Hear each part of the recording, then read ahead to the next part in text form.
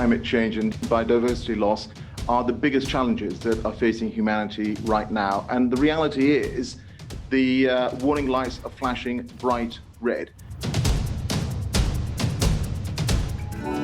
In response, the green energy revolution we've all been waiting for is well underway. Clean energy from sun and wind, which of course don't cause climate change, have become decisively cheaper than dirty fossil fuels. And the green energy revolution, what is it promising us? It's promising us reliable, low-cost energy in abundance, which allows us to transform economies and save lives because of the climate change, which will have an unimaginable impact. But some people still see a problem. The sun doesn't always shine and the wind doesn't always blow. So is this intermittency its fatal flaw? The problem is that most people are thinking too small scale, just within their nation state. Just imagine that you drew a box in the desert 150 kilometers by 150 kilometers and fill that box with solar power stations. You could produce all the electricity that Europe produces today from all its sources, from all its power stations. From a technical point of view, it's perfectly easy to power the world from renewable energy. What you do is you build long-distance transmission lines using high-voltage direct current lines that can transmit power over thousands of kilometers with very little loss to link us all to the areas where renewable energy is most abundant. We're talking about up to 6,000 kilometers. So that's like from the middle of the Sahara to London or Berlin. Yeah, 6,000 kilometers. So in terms of technology development and practice, actually the global energy interconnection is feasible. It is feasible now. It is feasible now. But the electricity flow needs to be controlled precisely. How can we switch it from wherever it's most abundant and therefore cheapest to wherever it's most needed with split-second precision? The answer is smart grids. And in Professor Zhang's lab, they're developing smart grids that can control these energy flows very precisely.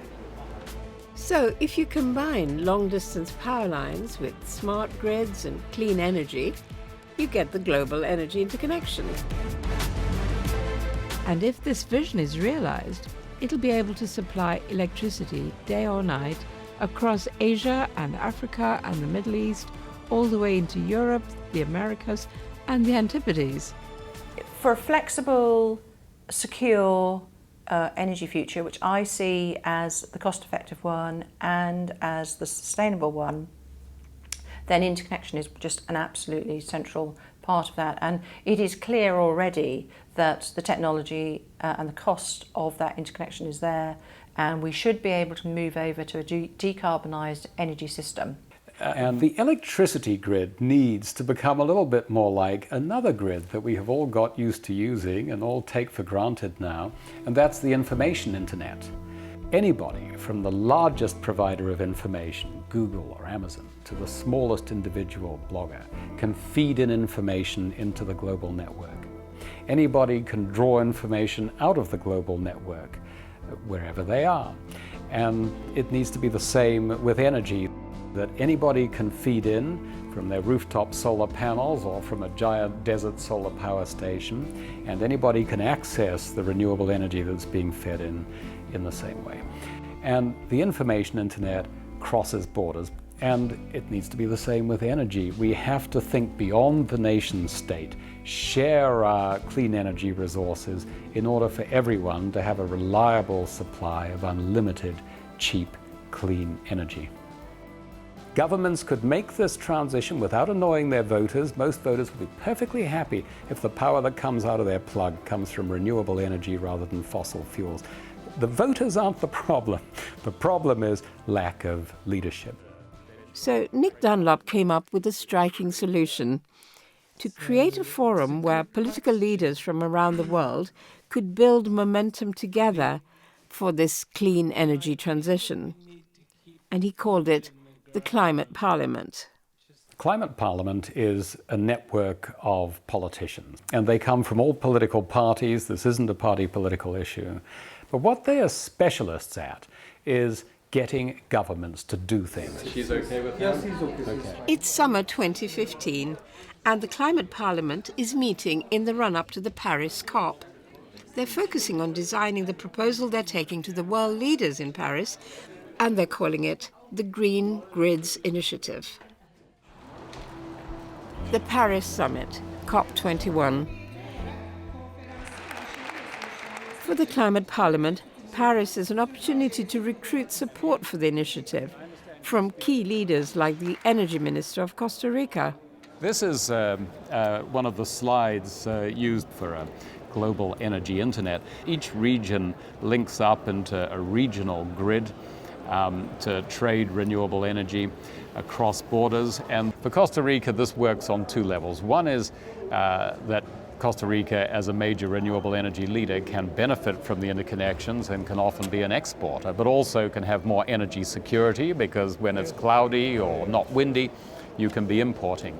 So in principle, I like the idea. Another crucial partner for the Green Grids Initiative is India. It's setting the pace with its One Sun, One World, One Grid initiative, which is now building energy interconnections right across the subcontinent and beyond. Until unless we convince our parliaments, until unless we convince all our brethren across the world, I don't think that we have a very bright future ahead of us. So the time is now.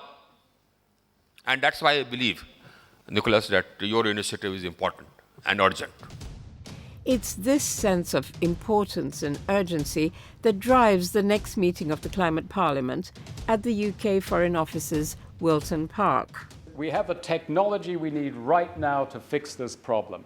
But we can only harness that massive potential if we have enough long-distance transmission lines that connect all the major consumption centers, the cities and the factories, with the best locations for renewable energy. The idea is catching fire, with potential interconnections being explored all around the world. Our plan is that to connect the Kyushu with the Busan, and also Busan to connect to Matsue. And then China, Korea is like this one that we are planning.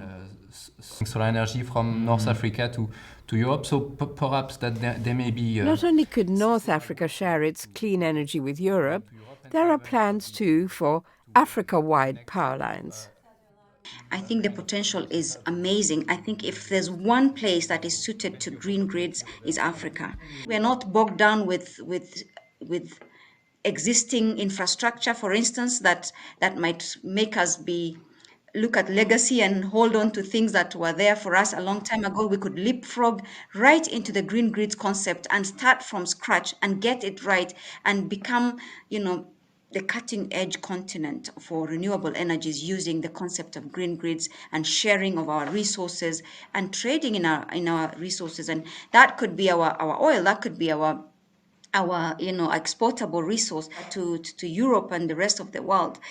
Our planet has given us everything. Perhaps it's just how we share it, how we collaborate on some of these resources that is the answer to the want in one place and the abundance in others.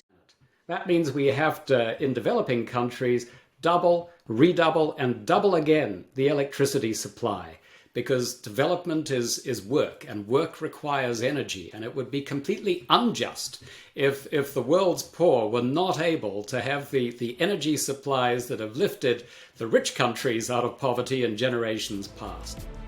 This is the big event that we've been waiting for some years, when the leaders of the world come together to commit very specifically to building the new large-scale generating capacity for wind, solar and other renewables, to building the large continental scale grids and interregional grid connections that we need, right down to solar panels on every roof and solar microgrids for African and Asian or Latin American villages. We've got to do this incredibly fast. And in order to do that, we need to really step up the level of political will, political energy behind these efforts. And that is what we're aiming to do in Glasgow.